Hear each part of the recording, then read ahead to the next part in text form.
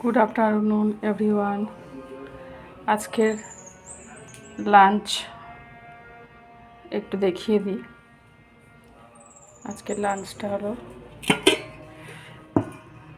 ভাত,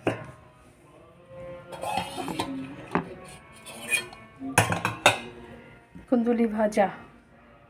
সবাইকে কি বলো আমি জানি না, তো এখানে কুন্দুলি বলে, তো কুন্দুলি ভাজা।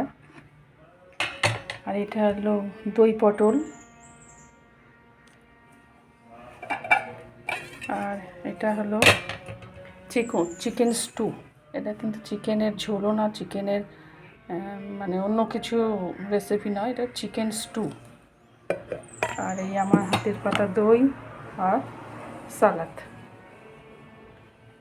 এই আমার হয়েছে আজকের লাঞ্চ। রাইস, কুন্দুলি ফ্রাই, दही पटल, कर्ड पटल, है चिकन स्टू, कर्ड और সালাদ। আমি বাংলাতেও বলবো, হিন্দিতেও বলবো। অনেক হিন্দি দোস্ত আছে যারা বুঝতে পারছে না, তাই আমি একটু হিন্দিতেও বলে দিচ্ছি। Thank you so much. आज के लंच केमन हलो एकटू जानियो।